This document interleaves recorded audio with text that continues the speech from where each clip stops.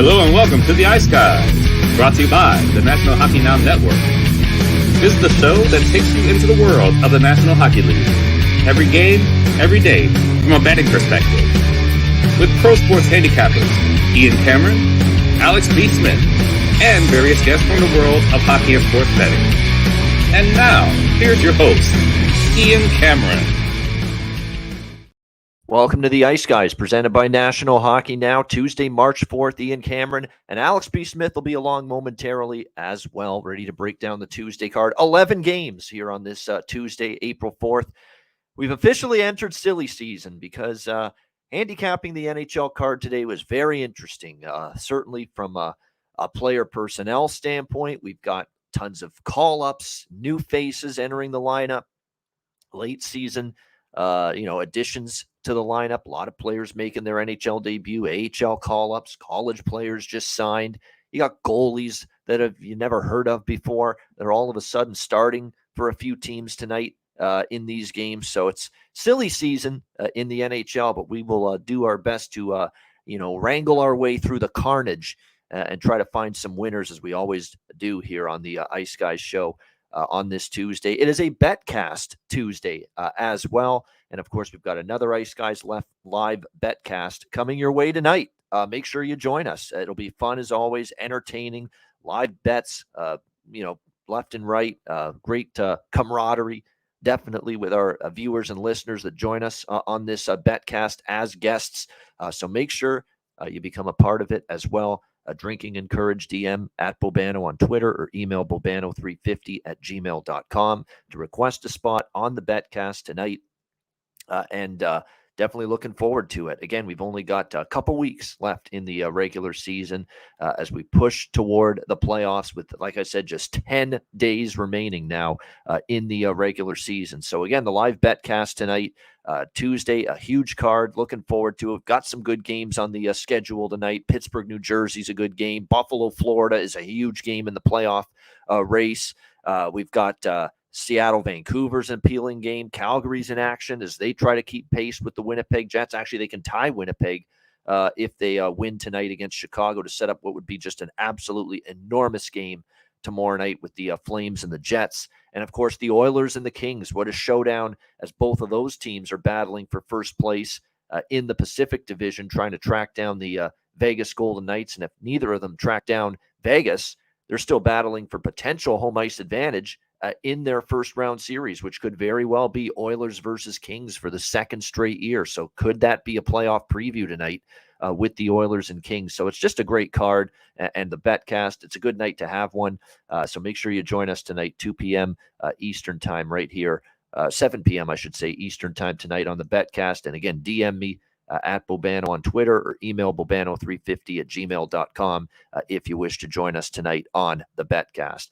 We only had 3 games last night. Vegas and Minnesota, very entertaining game. The Vegas Golden Knights get the shootout victory 4-3 over the Minnesota Wild. Such a heartbreaker for me in particular. Minnesota, it looks like they're going to win that game. Vegas ties it in the final minute. Then they win in a shootout. But very, very gutsy comeback win for the Golden Knights on the road against a Wild team playing pretty well. And again, a lot of key personnel still out of the lineup for Vegas. So that win was one of their, I think, more impressive wins they've had in recent memory, Vegas, just based on the situation. They had already beaten Minnesota at home. Minnesota's looking for redemption. You knew they'd bring a pretty good effort. And I thought Vegas played a hell of a road game last night, getting that 4-3 shootout win.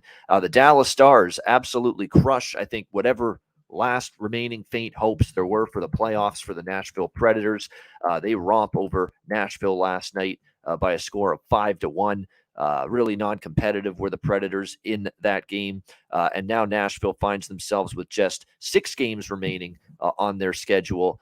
Still 5 points back, so I guess it's not entirely out of the question for them, but I think it's done. I think that loss really hurt them big time as far as any playoff hopes go. And Dallas, with that win, they now move into a tie with Minnesota for first in the Central. Colorado just 2 points behind both of them. So it is absolutely huge game. Huge race there in the Central Division and a huge 2 points for Dallas. So that division race looks like it's going to go down to the wire. The Seattle Kraken just absolutely crushed Arizona last night, 8-1. That game ended up being a good one. Seattle in the over 5.5 cashed. Seattle first period puck line cashed. The over cashed. So that was my best game of the night, certainly results wise from a betting standpoint, and it was very good to see the Kraken get back on track. They needed to get the 2 points, and I was hoping they would do it in decisive fashion, given the struggles of Arizona in recent games, and they did. So that was a big 2 points to put Seattle in much less of a perilous position here as far as the playoffs go, because now they're at 92. They're now 5 points clear of the nearest team that can knock them out, and that, of course, is the Calgary Flames. So that's a huge, huge victory for Seattle as they close in on their first playoff berth in franchise history, and only, of course, their second season. All right, let's get to the Tuesday card. It's a big one, 11 games, and we will start with the Detroit Red Wings and the Montreal Canadiens. Detroit minus 125, road favorites, 6.5 the total in this game. Yeah, this is just going to be a straightforward late season betting angle for me that I use in the NHL. You got 2 teams out of the playoffs, 2 teams playing for exercise. Defensive intensity should be at a minimum. The willingness to block shots should be at a minimum. And I think you're going to probably have a good chance to see goals both ways. Montreal with a shutout loss in their last game on a Saturday night against the Carolina Hurricanes, 3-0. Only 14 shots on goal through 3 periods for Montreal in that game, but you got to give Carolina credit. Look, Carolina is one of those teams that are very capable of doing that. No question about that. When they are locked in defensively, they are capable of putting the clamp down on you, and we certainly saw evidence of that on Saturday night. It looks like, as far as the goaltending matchup here in this game, we're going to get Ville Husso returning in between the pipes for the Detroit Red Wings for this game. That probably also helps to explain why Detroit's taken a little bit of the money here with Husso's return, obviously the number 1 goalie. Although his numbers have been, so-so of late. We'll see how he fares here. Caden Primo is back in net tonight for the Montreal Canadiens, and the Habs brass and coaching staff, of course, including Marty St. Louis, probably wanted to get a good look at Primo here down the stretch, give him his fair share of starts, and opportunities to showcase what they potentially have in the future. Now, he's not been able to really settle in and play, really great hockey here in the at the NHL level. Now, he did make 24 saves. Not a bad performance in the start he had against Philadelphia most recently last week. 3-2 loss, but he made 24 saves on 26 shots. But his overall numbers in the NHL aren't great. Still 3-13. Caden Primo as an NHL starting goaltender since, I think, 2019. That's when he made his first ever NHL start. So he's basically, for the Montreal Canadiens, made 20 starts over the span of 4 seasons with this team. And again, 3-13 record, well, 20 appearances, 16 starts. 3-13 is the record in the 16 starts, 4.05 goals against average, 876 save percentage for Primo. So I understand the Detroit money, but do I want to lay $1.25 on the road with 2 teams that are in the same boat? Not going anywhere.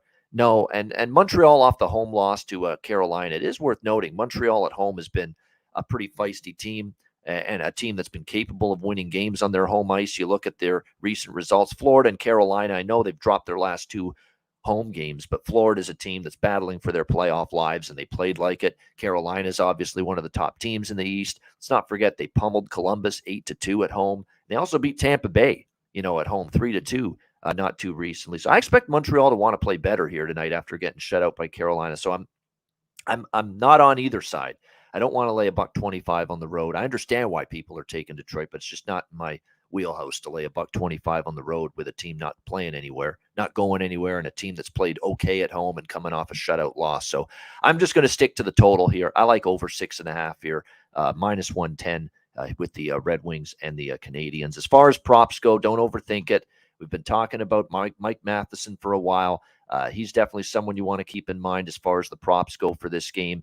And also, when you look at Montreal, there's been some lineup changes tonight for them. Harvey Pinard's out. Doc is out. Belzile is out for them. Dvorak, Josh Anderson. So there's a lot of absences. There's going to be a lot of new faces getting showcased in the top 6 forward group. including Sean Farrell with Suzuki and Jesse Ylonen as well for them. He might be worth a look, this kid, Ylonen, as well. He's got 4 points in the last 5 games for the Canadiens. Of course, Sean Farrell got his first ever NHL goal against Florida. Brendan Gallagher's probably going to have to step up. Gurianov, Drouin. They're guys that are going to have to chip in offensively on the Detroit side. As far as offense goes, Dominic Kubalik, someone that we know is a very, very streaky player, and he's on the good side of that streak right now. Points for him in 5 of the last 7 games for the Detroit Red Wings. So a couple props to maybe consider here for that one. All right, Pittsburgh, New Jersey. New Jersey minus 150 home favorite, 6.5 being the total in this game. When you look at it here, Penguins and Devils, Penguins certainly trying to, cement their hopes, cement their position, I guess, in the playoffs. But they've still got a lot of work to do. They have not obviously, clinched anything yet. And still just hanging on by 1 point to that final wild card playoff spot in the East ahead of the Florida Panthers. So there's still work to be done here for the Penguins as they move along here. And I believe they lose they might lose the tiebreaker. Actually, right now, if you look at it, Florida does have, I think in terms of regulation wins, they've got more regulation wins than Pittsburgh.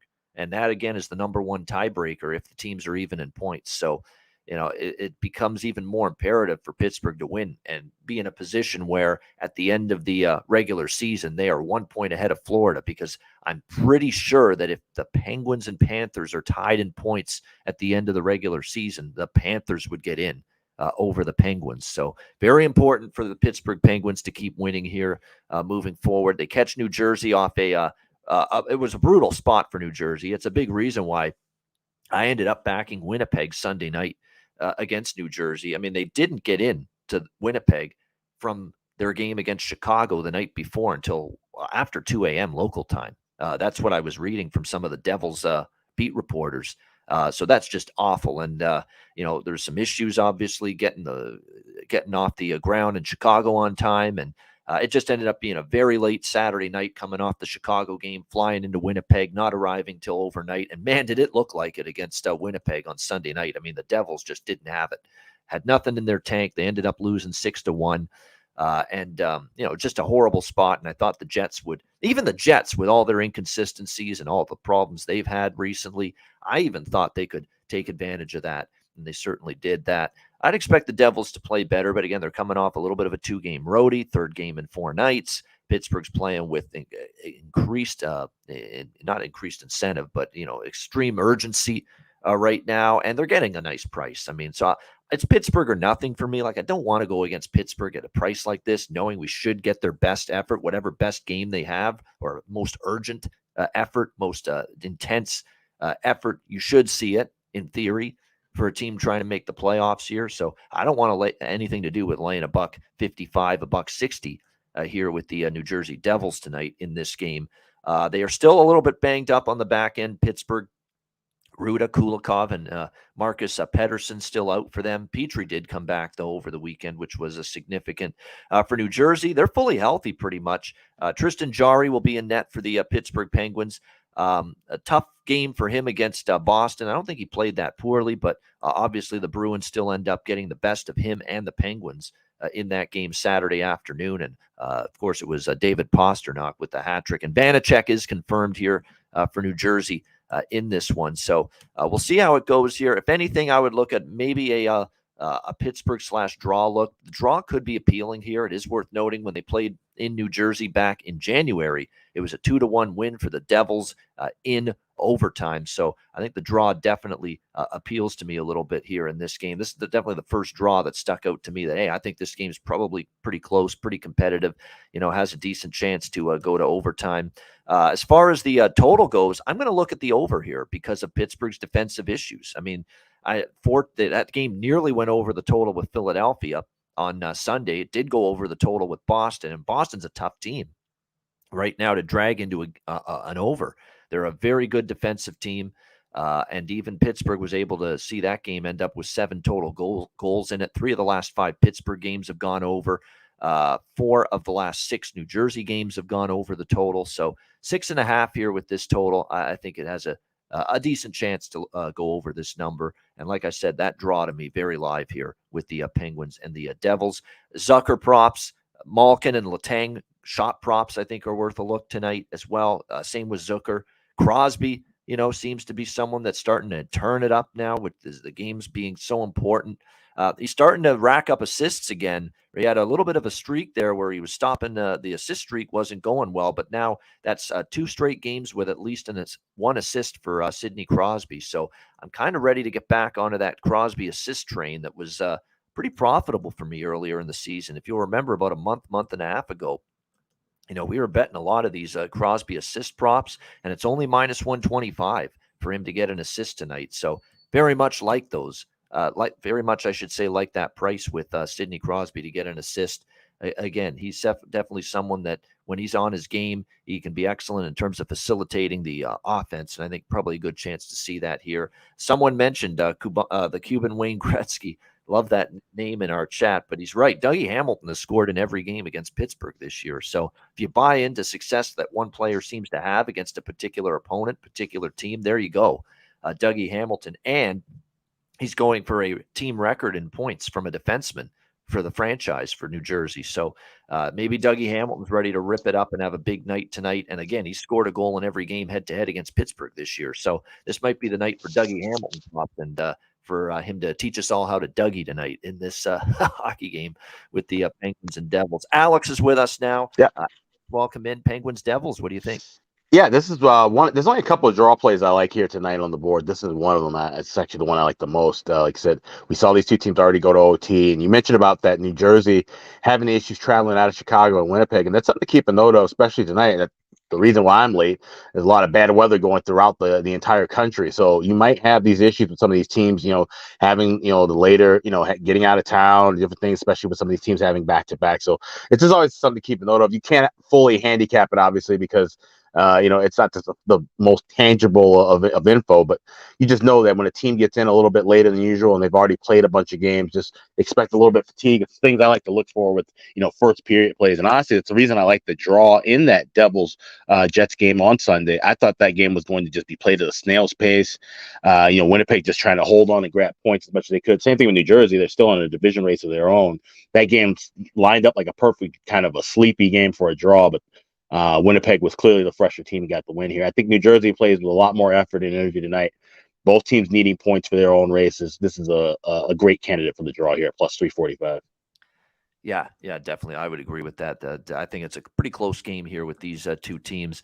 All right, next up, we've got Ottawa, Carolina. Carolina minus 260, home favorites, 6 being the total. Oh, first, before we get to that, Alex, did you have any thoughts on Detroit, Montreal? No. There you go. Nice and short, sweet point. Nada.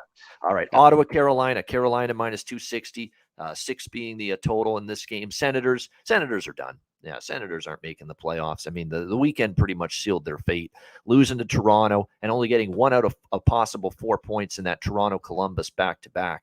I mean, the overtime loss against Columbus was very devastating for the Senators, and now they sit at 80 points with 6 points back now of the Pittsburgh Penguins with only 6 games left. So I don't think it's going to happen for them at this point. Whether they believe is another question, but I don't know. In fact, this is one of those. We have a bet cast tonight. You don't have to force everything pregame.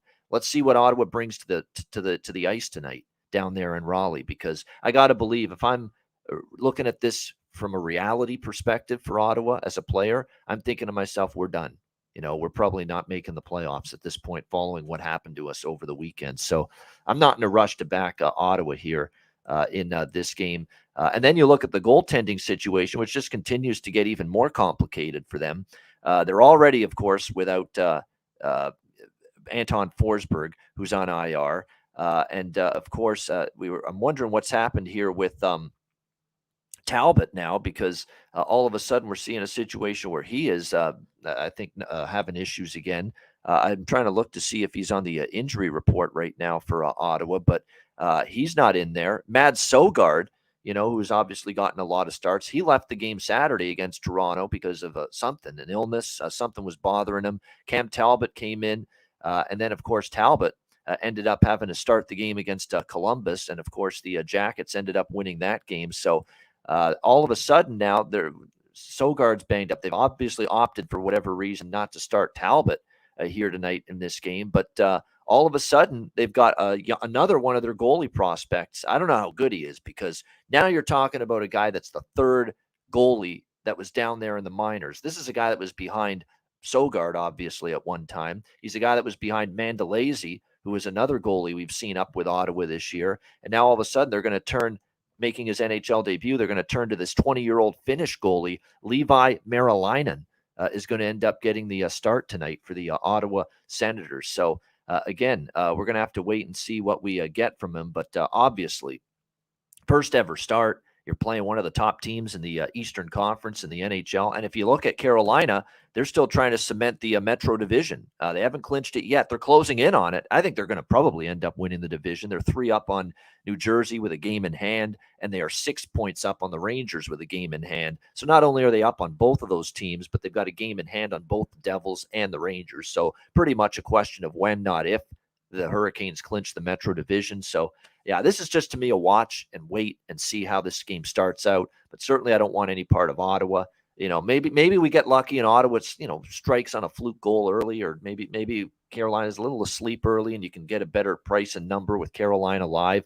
We have seen instances where they've given up the first goal on home ice and they've come back to win the game. Look at that Islander game over the weekend is a perfect example. So maybe that's the way to approach it. Maybe hope Ottawa gets on the board first and then look at a live Carolina bet. That might be the best approach here. But obviously, what I will say about Merilainen is his recent play down in Belleville in the AHL has been very good. And his most recent start there was a 41 save shutout victory over the Toronto Marlies in the AHL. So he's been very strong in the AHL entering tonight. But again, when you jump from the AHL to the NHL, it's a whole different kettle of fish, as I like to see. So let's see how Merilainen looks here tonight in his NHL debut. And keep in mind, he's only 20 years old.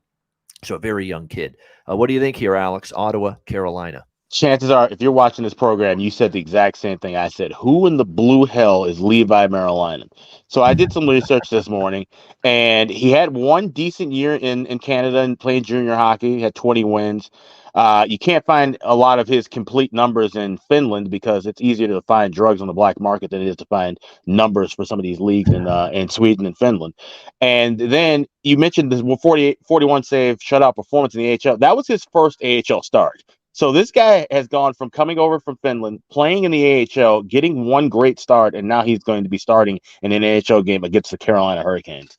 This was a pretty simple handicap. I took Hurricanes first period puck line, laying the half a goal at plus 110. I've seen it as high as plus 115.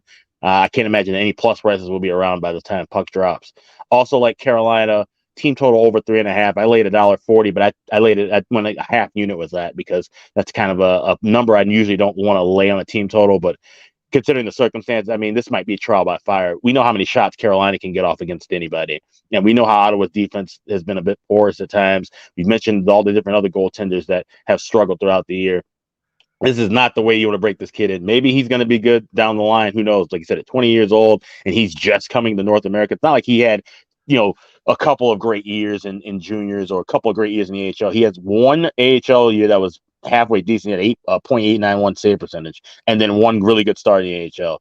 Chances are he gets lit up tonight. So I'll go Carolina first period puck line and team total over.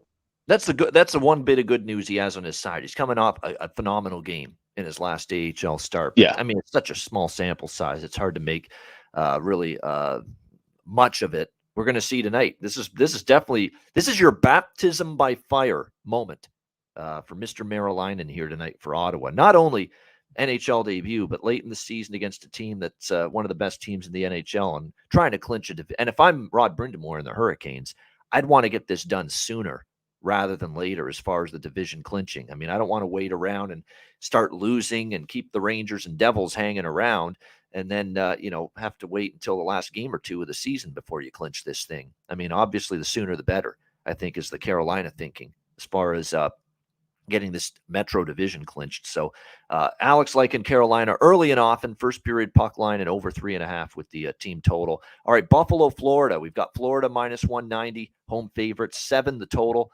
in this game. Like I usually will do with totals of 7, I do think we could see goals, but first of all, there are two things that I'm pumping the brakes on with the over. The number 7, I don't bet overs, especially at this time of year. We'll wait for a 6.5, maybe even a 5.5 with the betcast here tonight, Alex, because let's not look past who might be the goaltenders for these respective teams tonight. We know it will be Alex Lyon again for Florida, the Lion King, as he's being called by the Panther fans and his teammates right now. There's no doubt he is playing great hockey. I mean, you can't sugarcoat it. You cannot say anything but that he's played really well here for the Panthers since he's really taken over the net with Sergei Bobrovsky dealing with whatever it is, injury, illness, maybe mental problems. Who the fuck knows at this point when it comes to Sergei Bobrovsky? But, Alex Lyon has taken this opportunity, and I give him all the credit. I said this on Twitter, verbatim. What I said was, give him all the credit. He stepped up. He saw an opportunity. The team needs me right now. We need wins and points desperately to try to make these playoffs. And definitely he stepped up and he's delivered with solid efforts in net for the Florida Panthers. Look at these last few starts. He's been excellent for them for the most part. The Toronto win, he's the reason they won. The game where Paul Maurice is just ripping that team in the second period for a piss poor effort. The only reason they were still in the game at that point was because of Alex Lyon, because they were playing like ass before that, at that point of the hockey game. And they ended up coming back and they beat Toronto in overtime. They beat Montreal 5-2. He was very solid again in between the pipes, a strong game. And I know it was Columbus, who are not a good team, but 7-0 shutout, still a shutout victory in the NHL. You have to give a goalie credit. I don't care who you play. You got to give the goalie credit for that. So he's been very good, and he's taken advantage of this, and he's really shown what kind of character guy he is. Like, this is a tough spot. He's been basically a minor league goalie most of his career. He struggled to maintain his status in the NHL all these years, going back to when he was with Philadelphia. But he has taken advantage of this opportunity, and he's played well. Now, can he keep it going? Here is the question. Buffalo, this is a huge game for the Sabres. This is your penultimate. If we win this game, then the next game matters. And it's not like if they win this game, all of a sudden their playoff chances go up dramatically. But if they lose this game, their playoff chances are practically nil, and especially if they lose this game in regulation. So, for me, when I look at this matchup here, this is a must for Buffalo. Somehow, some way, you got to get the 2 points, and preferably you'd want to get them in regulation and prevent the Florida Panthers from getting anything here in this game. Now, with Pittsburgh's win against Philadelphia, Buffalo doesn't necessarily need to catch Florida for the playoff spot right now. They don't, because Pittsburgh's got it again at 86. They're 4 behind Florida. They're 5 behind Pittsburgh. But the bottom line is Buffalo's got to have this game. Simple as that. And preferably in regulation, and try to avoid overtime here in this game. I don't know if they will avoid overtime, though, because this is going to be an underdog and draw split for me in this game. Look, Florida's playing nice here. Nice little road trip. Toronto, Montreal, Columbus, winning all 3 of those games. Good on them for doing it. And good on Alex Lyon for playing well. But you're back home off a road trip. That's a negative spot. And now you're laying minus 190. Against a team that, win or lose tonight, you got to think Buffalo is emptying the fucking tank tonight. Whatever they've got, all the guts in their system, they're putting it out on the ice tonight against Florida, because they got to win this hockey game tonight against the Florida Panthers. So I'm going to go with the Buffalo and draw split. The one thing I am concerned about a little bit is I was expecting all along Devin Levi to be the goalie tonight, and I still think he is going to be the starter, but I'm a little bit worried this damn thing hasn't been confirmed yet. We're still waiting on who exactly is going to be in net tonight for the Sabres, between Levi or likely Ukko-Pekka Luukkonen if it's not going to be Levi.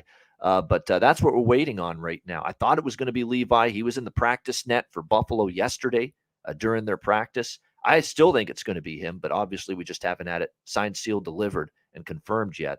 But nevertheless, that's what I'm looking at here. Buffalo and the draw as a split bet in this game. What do you think here, Alex? Sabres, Panthers. This is a betcast game for sure. Like I said, definitely waiting to get. I'm seeing. I don't know if you've seen this before. First period over 2 minus $1.30 at MGM and minus $1.18 at a couple of shops. Wow. Like that's crazy. Like it might be worth it to take a shot, especially if it's Levi in net. Take a shot at under 2 in the first period. It might be. Take a shot at under 2 now at plus money, and then wait and try and hope for a half goal to pop up the other way late in the period potentially and create a little middle. That's something I might dabble with, but I want nothing to do with this game. Pre-game, definitely not taking a side. Sure, Buffalo, yes, they have to empty the tank and play hard here, but these are two teams that have just been, frustrating to watch, frustrating to bet on, and you know how I feel about Florida. I think Florida, even if they find a way, at this point, I kind of almost want Florida to get into the playoffs because I want them to get swept in the first round. That's the way I'm kind of looking at it. So if they lose here, so be it. If they keep on winning and find a way to get into the postseason, that's fine too. We'll find a way to fade Florida. It may not be tonight, but at some point in the next week, 2 weeks, we might have a couple more chances to fade on this Panther team. So it's going to be a game to wait and bet on tonight. Yeah, that's not a bad option. Wait to again, we got our betcast tonight. Again, I'll remind you for the 10th time. Yeah, the betcast tonight. Make sure you get in on it. Yeah. And by the way, Ice X, Alex, Steve, he's been a bunch of different names in our YouTube chat.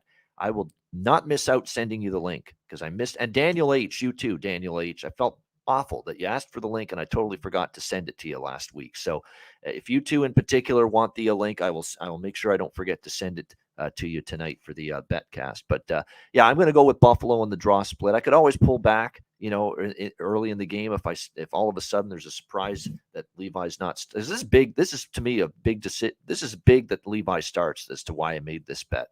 And the one thing too about be careful with the over in this game, especially at 7, is watching that Sabres Rangers game from start to finish Friday night, which was Devin Levi's NHL debut. He played great.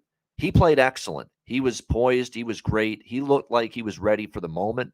No question about that. But the Sabres played one of their better, tidier defensive efforts in their own zone in quite some time in support of Devin Levi. I thought they really bared down defensively. There weren't those glaring gaffes with the puck in their own end. There weren't those same miscues, turnovers. They were responsible. They were blocking shots even more than normal. I thought their game as a team defensively in front of Levi was very solid as well against the Rangers. And that's another reason why, just getting with the points being so big for these two teams tonight, this could be, it wouldn't surprise me if this is 4-2. And it ends up staying under the total or 3-2 even. So I'd be a little cautious with the over in this game tonight with the Sabres and the Panthers. All right, Columbus, Toronto. We've got the Leafs minus 400, home favorites, 6.5 being the total in this one. This is really, really an interesting game to think about because there's some real risk laying minus 400 with Toronto right now. Sheldon Keefe is doing the musical chairs of resting players. He's doing a musical chair rotation on a night-to-night basis right now. One night, a couple defensemen get rested, and one of their key forwards gets rested. Another night, it's another couple of defensemen that are out and get rested. And it looks like tonight for the Toronto Maple Leafs, it's going to be Luke Schenn who's going to sit out, and Connor Timmins tonight. So it looks like McCabe and Giordano, who missed the last game, for the Toronto Maple Leafs. They are going to rested, I should say, in the last game against Detroit. They're going to be back in for the Leafs tonight. Riley, Brody, Giordano, Liljegren, McCabe, and Hall. Looks like it's going to be their 6 on defense tonight. There was concern William Nylander was going to get some rest tonight because he wasn't initially at morning skate, but he was later on. He just took the morning skate off. Sheldon Keefe later said he took the morning skate off. He'll be in the lineup, though, tonight. So Nylander's in. It looks like Matthews is in for Toronto tonight. Mitch Marner's back in. So they've got most of their big guns up front playing tonight. Bunting, Matthews, Yarncroke, Nylander, Tavares, Marner, Aston Reese, Camp, Lafferty, Nick Abruzzese, the Italian stallion there, Nola Chari, Alex Kerfoot. It looks like O'Reilly was thought of that maybe he'd be back tonight, but not quite ready to return just yet. Ryan O'Reilly, although he's closing in on a return, and I'm sure he's going to get a couple of games during the regular season before the playoffs start. But yeah, as far as this one goes, I think, Toronto is in a tough spot here. They're just trying to get these games over with. They're of no consequence to Toronto. They're going to clinch second. It's just a matter of when, not if. I want no part of Columbus here. They've got all kinds of, key injuries, and, they're obviously not a good defensive team at all at the moment. And they are going to go with Jet Greaves as their starting goaltender, and he will make his NHL debut tonight. Jet Greaves, which is, I'm shocked by this. I really am stunned by this, that Brad Larsen's gone in this direction, because I know Michael Hutchinson is, below average. We know that. Everybody knows that about Michael Hutchinson. I get that. But still, this is not a back-to-back, okay, because Merzlikins is out of the picture. He's still day-to-day. You traded away Korpisalo. Tarasov's back in the AHL. I know you got Hutchinson here, and he's not great, but he is facing a team. He would be facing a team tonight that he used to play for, and sometimes that pumps you up a little bit. But no Michael Hutchinson tonight. They want to give Jet Greaves a look. When you look at his numbers, I don't know why they'd want to give Jet Greaves a look at the NHL level. His AHL numbers this year, 16 and 19, 895 save percentage. That's at the AHL. That's in the AHL for Jet Greaves. Now, he is from Toronto. He's a Toronto kid, but I don't know, Toronto kid or not, 895 save percentage against a team with the firepower that Toronto has. They're all playing, by the way. Matthews, Nylander, Marner, everyone's in tonight. With all that firepower, I'm not trusting them. I'm not trusting that goalie to make saves with a piss-poor blue line in front of him. That's not a chance. So I'm actually tempted by a Toronto team total tonight. If I were to bet anything, that's what I'd look at. Toronto team total over. I don't think it sits well the way they played against Detroit. They were sleepy. They were lackadaisical. They were turnover prone. You just don't want that to carry over game after game after game. I know there's not a lot on the line for Toronto right now, but you don't want to keep that going game after game. And these are their last couple home games coming up. This is their second to last home game of the regular season. They don't want, I think, lose out every home game the rest of the way. I think there is some incentive collectively, internally, for Toronto to play better tonight after losing to Detroit the other night. So I haven't bet anything yet. I haven't even bet over 6.5 yet, Alex. Do you know why that is? Because I really think a lot of Joe Woll, who's going to be in net for the Leafs tonight. Joseph Woll has been a brick wall. He's been great. He had a shutout, did he not? The last start against Ottawa or close to it. He's been excellent. So I don't know how many goals Columbus are going to score tonight necessarily, but I do think Toronto's got the chance maybe to light up this kid Greaves and this horrible blue line for Columbus. So I haven't bet it yet. Don't know if I will, but I do strongly lean to that Leaf team total in this game. What do you over 4.5 at a plus price? What do you think here, Alex? Jackets, Leaf. Yeah, I was gonna say BetMGM's your friend. This is probably the place to go and grab that 4. Get off of that hook and lay a $1.15 or $1.20. That would probably be the only thing I would lean toward. I'm not playing anything in this game. Like I said, Greaves' numbers are atrocious, and Michael Hutchinson shouldn't even be on the NHL team at this point. The way that he plays. So Columbus' goaltending, that's the first thing they need to address when the season officially ends and they get things rolling in the summer. But with that being said, we know how Toronto does in these spots too. It's the thing. It's like, yes, everybody's healthy and they're all going to play tonight. That doesn't mean they're going to win this game necessarily. If they come out and just play stupid in the first period and it's scoreless, who knows what the hell could happen here. So it's one I want to stay away from. I'm glad we'll be on the Betcast to watch it. But yeah, the only thing I would be leaning toward would be Maple Leafs team total. And I would go over 4 and lay a price rather than 4.5 at just plus money. Plus, I think I'm seeing even money or plus 102 at one spot for 4.5. So knock that down, lay a little bit of juice and go with the over 4. Yeah, I mean, definitely. If I'm betting that team total, you're right. That's where I'm doing it. Bet MGM to get the 4. Yeah. And that way, if they get exactly 4 goals tonight, you get a push. And especially based on what you're saying about Joseph Woll, like 4-1 or 4-0 makes total sense as the final score here. So, yeah. And he's been good. Like he looks the part of someone that is going to be on the roster full time next year for the Leafs, Joseph Woll. Because look, I think they're getting fed up with this Matt Murray bullshit. Like it's just one injury after another. Now, I got criticized for saying, and look, if you don't even believe me, Jay Rosehill on his Leaf show yesterday said the same thing. Like, how does a goalie get hurt that significantly from it? And then I got a lot of blowback for saying that, saying, well, the goalie mask doesn't provide a lot of padding and cushion back there when your head hits. I get that. I totally get that. And I understand that. But I would still be interested to know if that's another goalie besides Matt Murray taking that freak collision against Detroit and hitting his head on the ice like that with the goalie mask on, does that goalie have concussion issues and a head injury and he's out day to day like this as well? I'd still like to know that. We are talking about a guy that has had a bad history of injuries. Is that every goalie has this issue in the freak collision Murray had? Or is this, just a guy that's had injury after injury and he's more susceptible to it? I think that's a legit fair argument to me. I get it. I mean, not a lot of padding back there. I get that. You think I'm an idiot? I get it.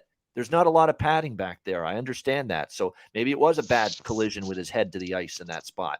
But I'd still like to know if that's any other goalie in that spot getting that collision, hitting his head on the ice, anyone but Matt Murray. Are they having these same issues? That's what I want to know. That's all I asked. Yeah, I mean, well, that's the thing. There are these, we know the injury-prone goalies in this league, the Frederick Andersons and the Antti Rantas of the world. Matt Murray certainly in that category now. Alex Stalock. There's a bunch of guys that you can just kind of count on to get hurt. Just like we can count on Vasilevsky and Hellebuck to steal you games the regular season, we can count on these goaltenders literally to get injured at some point during the year. And it could be, like I said, that's something that may not take every goalie out of the league, or even with today's concussion protocols. But when a guy like Murray gets run over like that, yeah, you probably would expect that he's going to be out of that game and maybe miss some time after.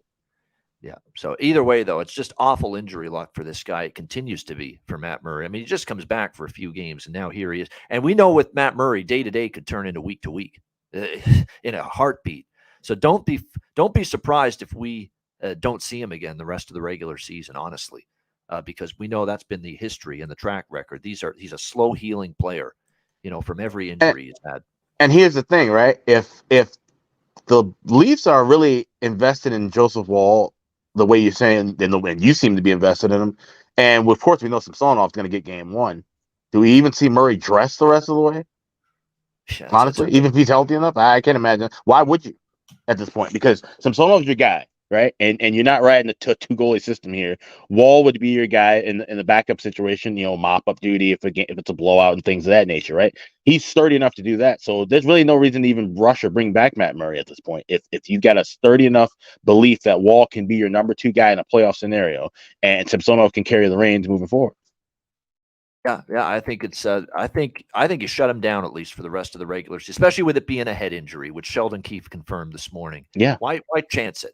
Let's just shut him down for the rest of the regular season, and let's reevaluate before the Tampa Bay series starts in a couple weeks where he's at with that head injury, and if he's ready to suit up and either start and or back up Sammy and Ilya Samsonov. Yep, that's what you do.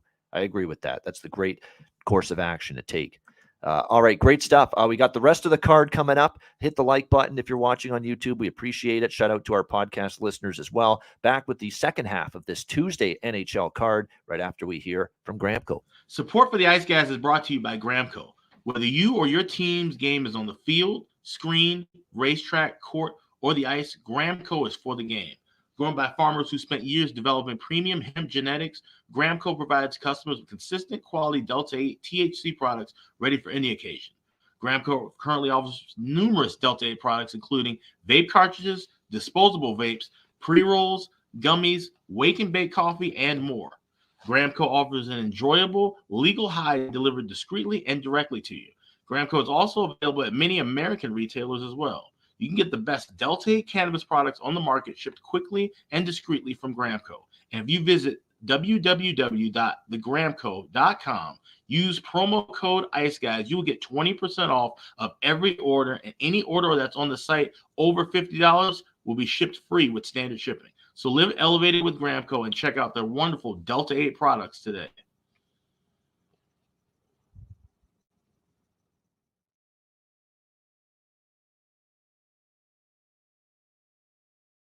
All right, we are back here, and a reminder, the Ice Guys playoff box giveaway presented by GramCo. The days are dwindling away. There's only a few more to try to enter that. Fill out that form on the Ice Guys Twitter, on the YouTube video description. Enter that contest because we're announcing the lucky winners this Saturday, April 8th, the final Saturday of the regular season.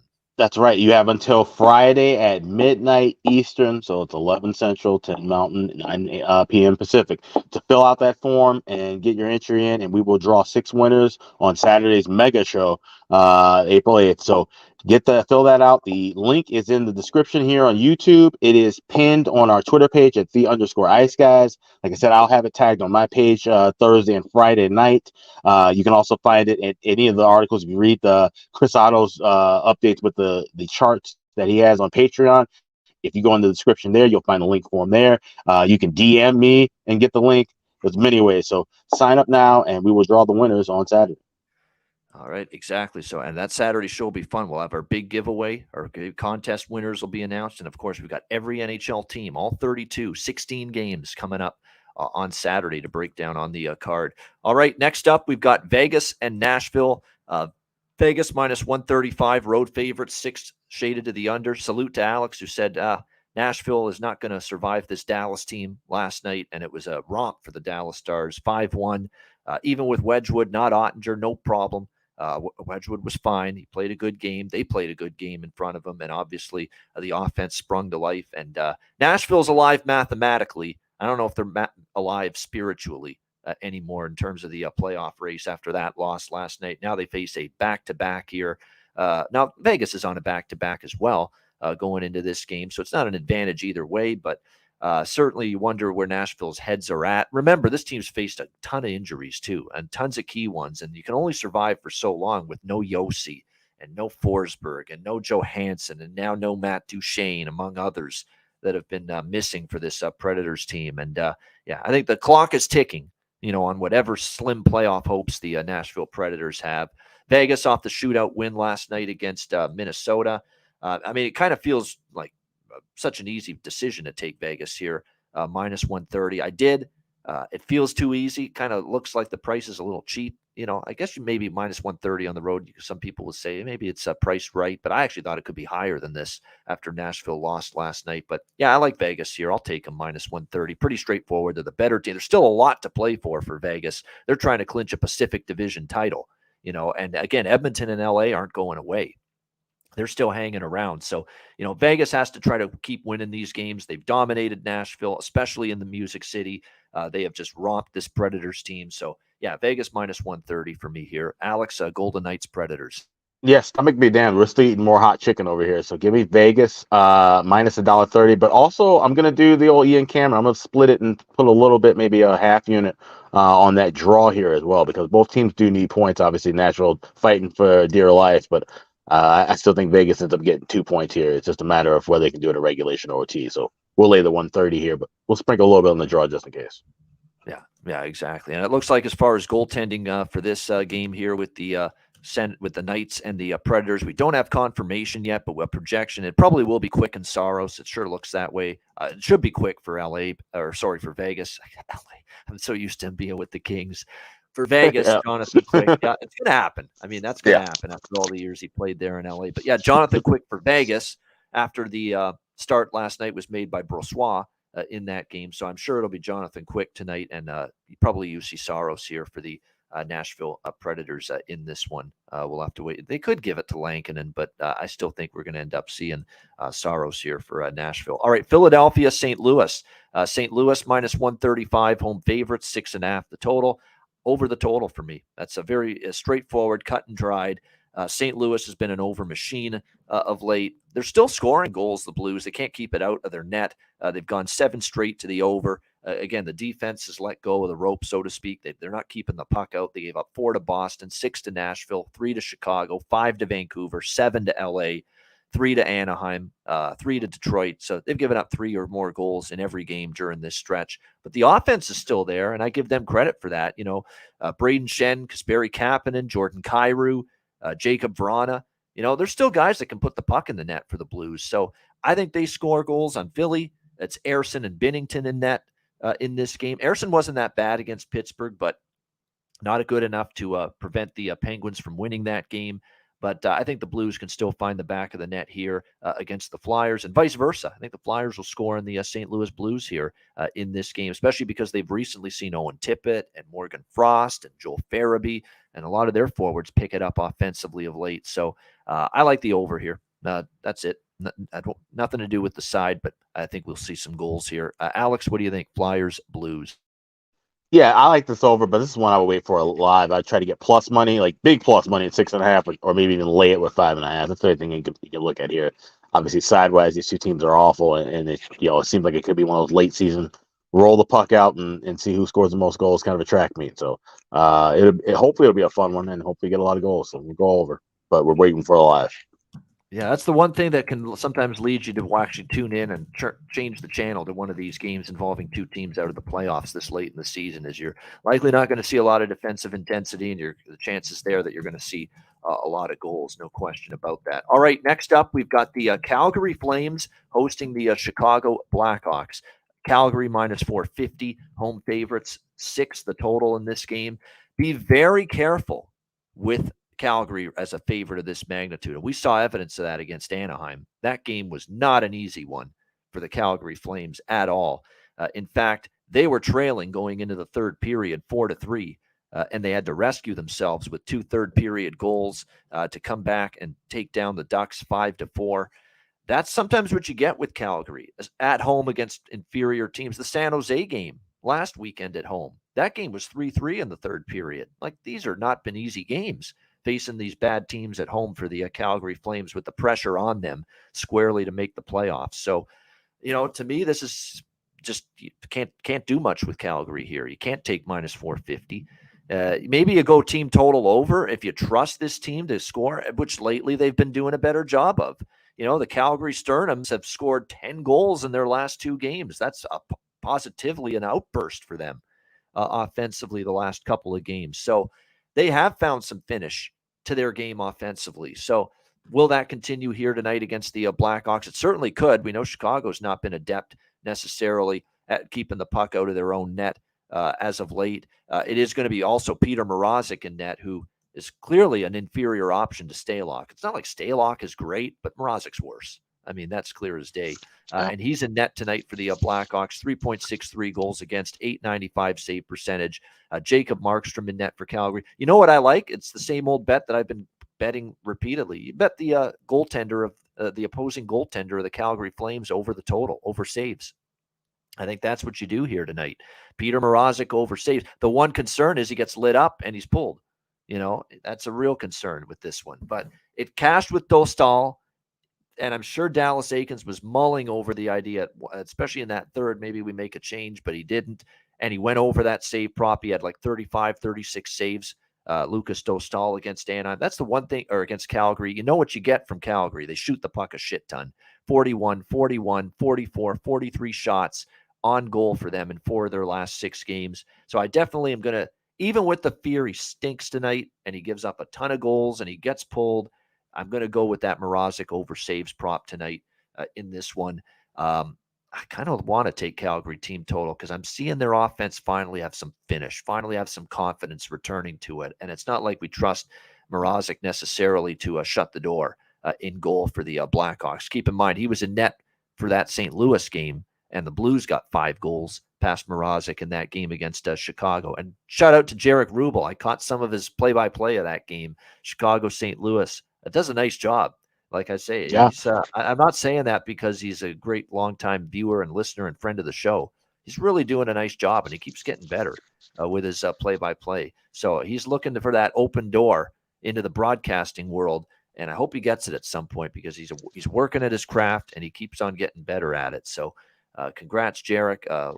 Great calls there on the radio, or the online radio network that you're calling the play-by-play of for these games. And he did Vegas, Minnesota as well last night. So he's been a busy guy when it comes to doing those play-by-play spots.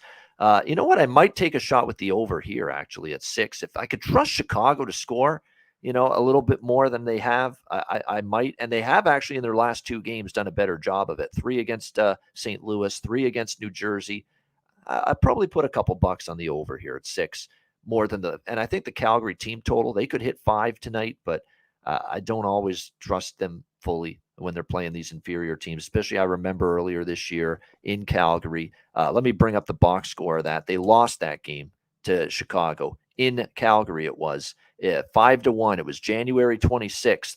And yes, Chicago went into Calgary at the Saddle Dome and beat the Flames 5-1. That's the one thing that stands in the back of my mind, that this, if there's one team that could allow this shit to happen to them again, especially with the big showdown with Winnipeg tomorrow night, it could be them.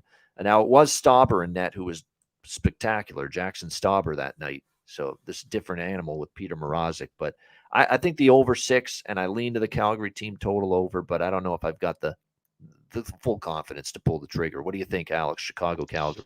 As much as I love my Blackhawks, I can't imagine trying to watch this game longer than 20 minutes tonight. So with that being said, I'm going with the first period over. I'm playing a half unit, laying $1.40, and then I'll be jumping on trying to grab some better price or plus money in game on the betcast tonight. 10-1 the last 11 meetings to the first period over. This is one of the best trends in head-to-head meetups in quite some time. We know how Jacob Markstrom liable to always give up one of the first 5 shots he faces to go past him. As you mentioned about Peter Mrazek, he's just been awful lately. He's the lesser of two evils as far as goaltending goes with the Hawks. I did expect to see goals back and forth here early. I saw some people also mention in the chat about both teams to score first period. I do like that, but I like the first period over a little bit more because Calgary has to know that they can't afford to lay eggs like they did, like even against Chicago back in January. Just in general, they have to play hot and get off to a hot start. So we get 2 from Calgary, we're all set. We've cashed our ticket, and then we can change the channel. So I'm going first period over, like I said, half of it for $1.40 on the 1.5, and then try to grab a plus price in game.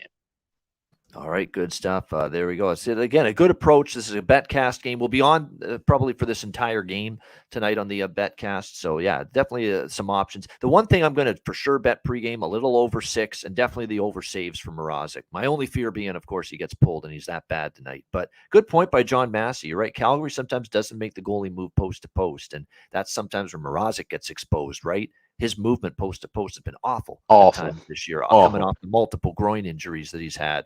But Calgary sometimes just, as soon as the puck's on their stick, they just shoot, and they shoot right into the crest. And if that's going to be the kind of night they have, Mrazek might have a better chance of success. So this is one of those games. Bet what you know is going to happen, not necessarily what you think is going to happen. You know what I know is going to happen? Calgary will have a ton of shots on goal tonight, and they'll carry the play against Chicago. Now, that I know is going to happen. I'm pretty damn confident that's going to happen. So bet the saves prop because you know they'll fire a ton of shots. But what I think is going to happen is they're going to score goals, but I don't know for sure if that's going to happen because that doesn't always end up being the case with Calgary because they've had so many games, 40-plus shots, 1 or 2 goals come out of it. So bet what you know is going to happen. The Calgary's going to fire a lot of rubber at Mrazek, and that's why the best look to me is over saves for Peter Mrazek in this game. All right, Seattle, Vancouver. Seattle minus 115, road favorite, 6.5. The total in this game. Back-to-back spot for the Kraken after a thorough, convincing blowout win against Arizona last night. And now they go on the road to face the Vancouver Canucks. Vancouver certainly rested for them as they played on Monday night against L.A., lost 4-1 to the L.A. Kings in that game. Their third straight loss after a little bit of a uptick from Rick Tocchet's squad prior to that. But here we go again with Seattle, and they are win-loss, win-loss, win-loss. That's been their pattern, and here now off a win, do you trust them to win back-to-back? They haven't done this in a very long time, and they're, now they're road favorites. They're coming off a huge 2 points, which really got them much further along in terms of clinching a playoff spot, but I don't want to lay a price with them on the road here, especially with Martin Jones likely going to be a net for the Seattle Kraken. Hasn't been confirmed yet in goal, but I would expect him to be a net after we saw Grubauer last night. And as we've mentioned with Martin Jones in recent starts, it's been a little bit more of a rough go for him. Last couple starts, not as bad. But again, Anaheim, LA gave up 3 goals. And then before that, he gave up 3 against Detroit, 3 against St. Louis, 4 against San Jose, 5 against the Rangers. He's had a steady decline, Martin Jones, in the second half of the season.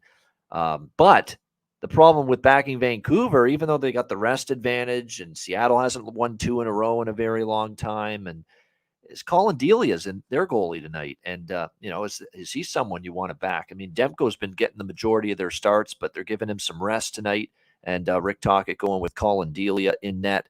It is worth noting, though, Delia in his last start against Chicago did play well. Again, though, his former team, 2 goals allowed in that one. He also got a victory against Anaheim 2-1. So his last 2 starts have been pretty good, but again, weaker competition. When he played Nashville, he gave up 4. He gave up 6 to Detroit, 5 to the Islanders, 5 to New Jersey. He's played some better teams. He's been lit up at times, Colin Delia. So that becomes my issue. I certainly lean Canucks.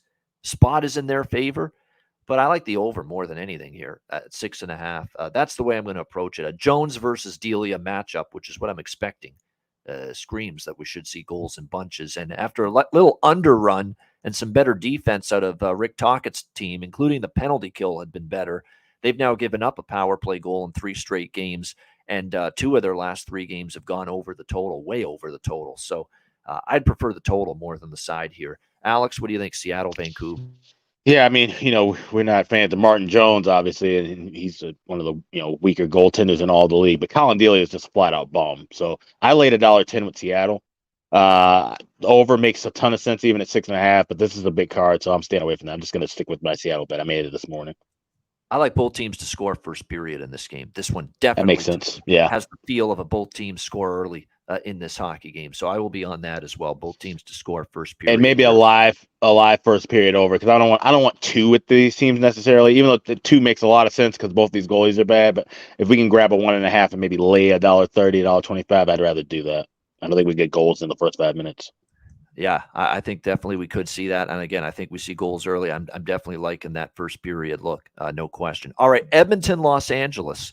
A great game. It's the second game of tonight's ESPN. ESPN has a doubleheader. Vegas, Nashville with Bob Wischusen and Brian Boucher is the first game. And then this game will be Steve Levy doing a play-by-play, which he only does occasionally during the season. He'll be working with Ray and Emily out in LA for Oilers and Kings.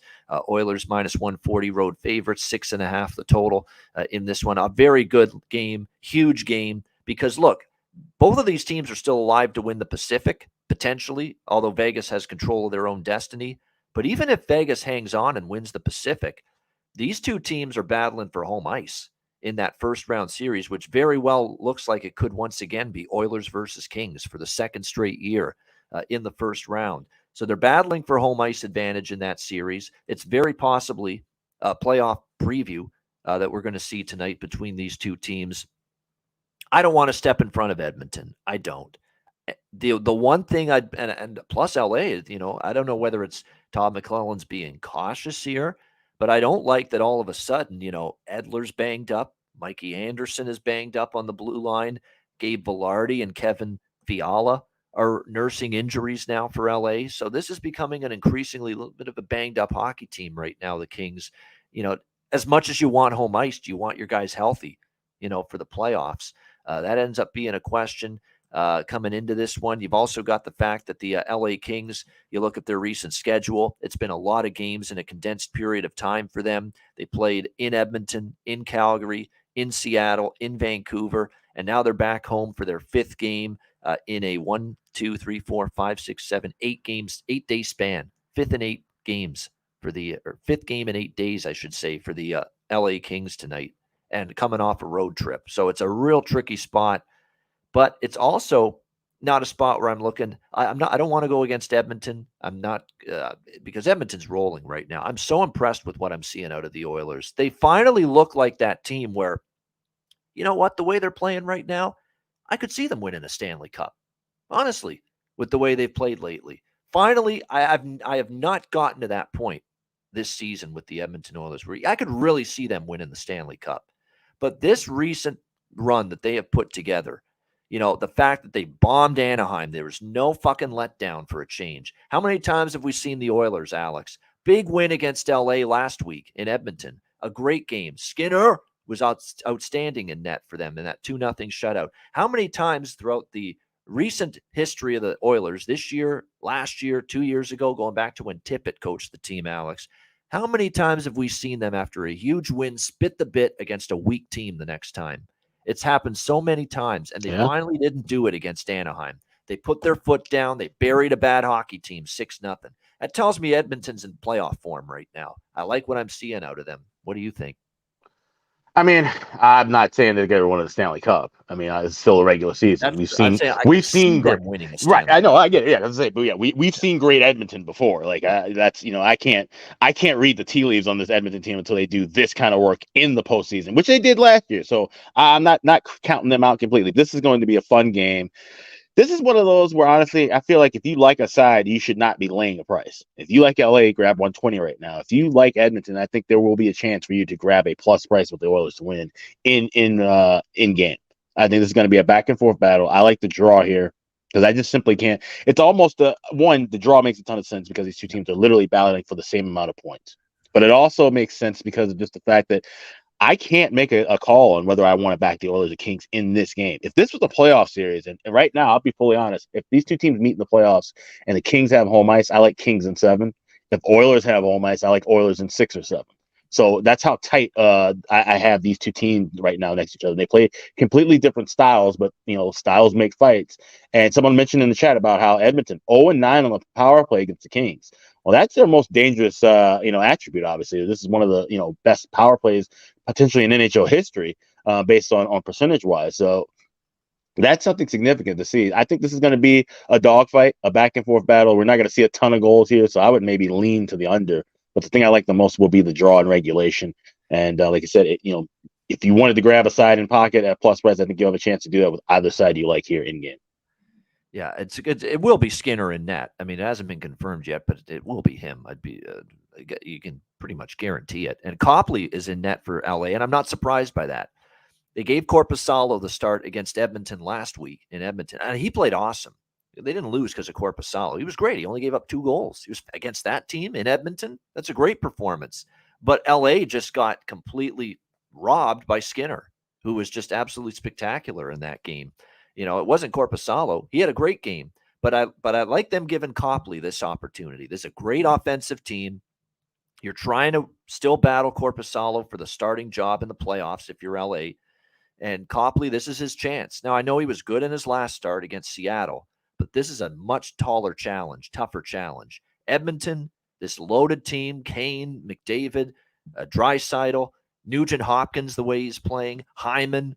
I mean, everybody's just filling the net right now for the Oilers. Let's see what Copley's made of. Let's see if he can answer the bell tonight for the LA Kings. So this is a big start for Copley. If he shits the bed tonight, I think Korpisalo gets, much closer to being the playoff starter. If Copley plays great tonight, and especially great in an LA victory tonight, then we've got a battle on our hands again as far as this starting goaltender for the playoffs for the Kings is concerned. So it's a very important game for Phoenix Copley tonight. We'll see how he fares in it. And he has won his last 4 starts, by the way. And that's the thing. Obviously, like I said, this is a huge test for him. And, we haven't heard, or at least I haven't heard any update of whether, who would be getting the game 1 star for the Kings. So that's still an open battle as far as we know. Except I think we both agreed that we would go Korpisalo in that spot. But, like I said, Copley, if he can step up and have a big game here, and this is the team that they're going to be playing against in the first round, then that might swing, McClellan's way once the game arrives. So maybe that's the case. Maybe we see Copley get the start if it's against Edmonton, and maybe if the Kings win the division, play one of the wildcard teams, then we see Korpisalo be the guy. I don't know. So that's a lot. I think that's probably the biggest storyline to look for with LA. Obviously, of course, other than whether they end up in the standings, that's the biggest storyline heading into the playoffs because the rest of their lineup's pretty solid. Most of their guys are fairly healthy. It's just a matter of which goaltender they go with starting and riding forward. Yeah, exactly. And I was of the belief that just no decision's been made, and they're not going to. Tom McClellan's probably not going to make a final decision until after the regular season. He's going to let this battle play out for the remaining games. But if you believe, and the great analyst of the Kings, Jim Fox, I heard him on the broadcast the other night saying that he thought Korpisalo had the inside edge as of a couple of games ago. So he's thinking what we're thinking, that Korpisalo did have the slight edge as of a couple days ago. But then Copley gets the start against Seattle. He looked excellent. And now if he plays well tonight against your likely first-round opponent, then we've got the battles back on. And then it's anybody's ball game once again, pretty much, if Copley comes in and looks good tonight against the Edmonton Oilers. So, yeah, it's a fascinating battle to watch transpire here down the stretch. What won't be as fascinating to watch transpire is our final game here, Colorado and San Jose. We've got Colorado minus 250 road favorites total in this game, sitting at 6.5 across the board in this one. The only thing I'm going to bet here is a little shot on the draw. I've seen this before with Colorado. Sometimes against the inferior opponents on the road, they can be sort of lackadaisical at times. They can be. For as much as we love this Colorado team, I have seen this. The game in Arizona, they had a lead in that third period. Arizona tied it. It went to overtime. The draw cashed in that game. And you're certainly going to get a good price and a good number here with the draw. And keep in mind, San Jose, 3 straight wins, playing hard, not playing out the string. They beat Winnipeg, Vegas, 2 really good hockey teams back-to-back at home. They go to Arizona. They trounce the Coyotes 7-2. Even Kokkonen looked good for a change in that game. So good that he's starting again tonight. But, Colorado's not Arizona offensively. I'm a little worried if that's going to carry over. for Kraken tonight, that good performance. But, you look at things for Colorado, they've won 4 of their last 5, but this is that kind of spot where you just think Colorado just does enough to grind out a victory, doesn't go overboard, doesn't expend too much energy, kind of like that Arizona game on March 26th. Like I said, Colorado won in a shootout in Arizona, 4-3 in that game. So I am tempted to take a small shot here on the draw in this game with the Avalanche and the Sharks here in the Shark Tank in this one. We don't have the goalie confirmed yet either for Colorado. Projections of Georgiev, but not confirmed as of yet. But the draw at FanDuel is plus 400. That's the price for that draw. So I can get on board at that price for a little bit sprinkle on the draw in this game. Totals wise, lean over, but again, you're always a little concerned whether San Jose is going to contribute enough, whether Colorado is going to be interested enough to pile on the offense here against this Sharks team. So lean over, but I'm going to sprinkle on that draw at plus 400. Alex, what do you think here? Avs Shark. To paraphrase the great Mike Singletary, cannot watch this game, cannot bet this game. Can't do it. I'm passing. Very well said. I like it. I like the Mike Singletary reference. Yeah, definitely. It's got that feel to it. San Jose, like I say, a little feisty effort from them the last 3 games. Give them credit for it. Colorado has owned them, though. I will say that. The 2 games in Colorado were 10-2 in favor of Colorado.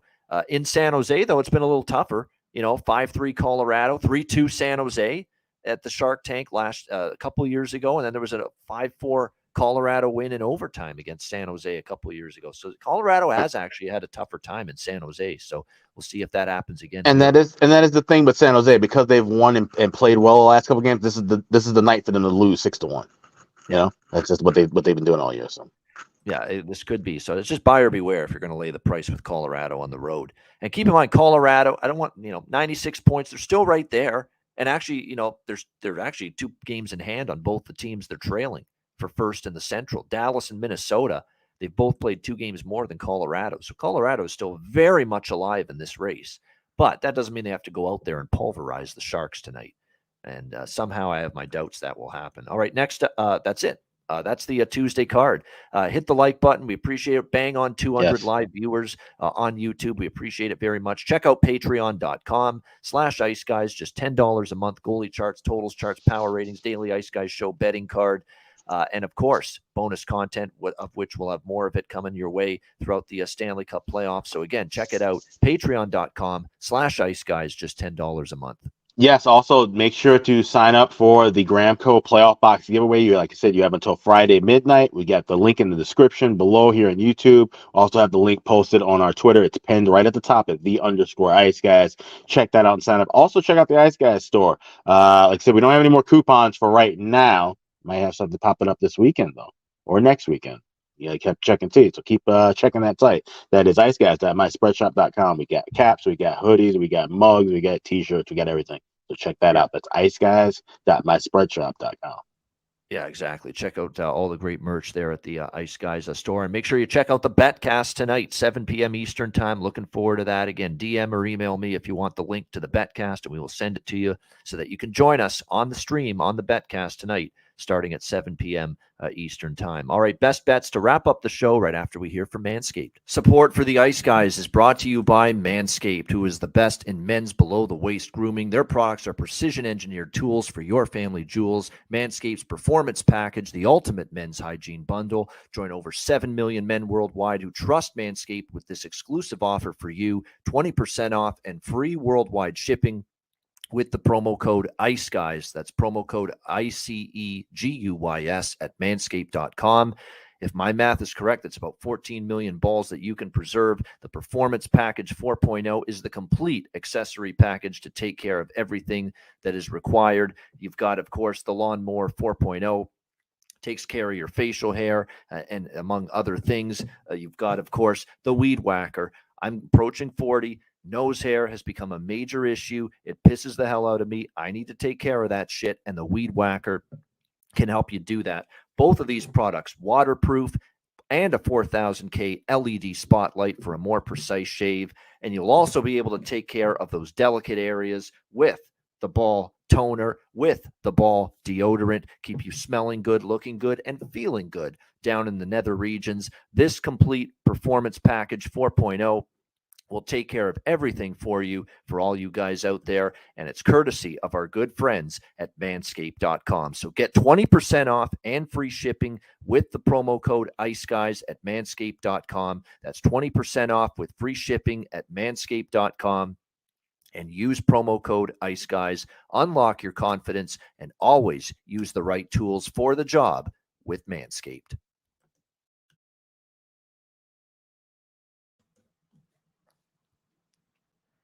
All right, we're back and ready to wrap up the show with best bets, and then we're back in just a few hours with the BetCast. Alex, we'll start with you. What do you like for best bet?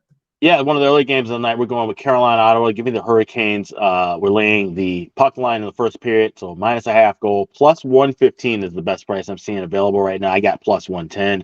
This unknown goalie popping in out of nowhere for Ottawa. I know a lot of people are saying, well, maybe he could stand on his head and have a bunch of saves because nobody has a report on him. My guess is that Carolina's going to light him up early and often. So give me the Canes first period puck line is my best bet for Tuesday. All right, Carolina, puck line, first period against Ottawa, best bet for Alex P. Smith. Remember, Ottawa had a similar situation, although it was a much older goalie who had actually started in the NHL before, Dylan Ferguson, a few weeks ago against Pittsburgh. They lost that game, but man, he gave them every chance to win it, and he played awesome. I don't know if that's going to happen tonight. We're talking about a 20-year-old kid, Marilainen, who had a great start in his last AHL game, but mediocre numbers pretty much down there in his non-NHL career to this point. So Alex liking Carolina early to get the jump on the Ottawa Senators. My best bet for this card, it's an interesting one. I'm going to go with the over in Philly St. Louis. I like it. It's a great situation. St. Louis is on a roll, going over the total. I think they'll score. Flyers will return the favor as well offensively in this game. Just not a lot of defense on either side. And if you look at the way the two teams have played lately, you'll see both of them have given up their fair share of goals of late. So let's go with that one. Flyers, Blues, over 6.5 for my best bet. That'll wrap up this edition of the Ice Guys. Thanks to everyone in the chat for joining us. Hit the like button on the way out. We appreciate it very much. A reminder, the Ice Guys is live 7 days a week, Monday to Friday, 2 p.m. Eastern.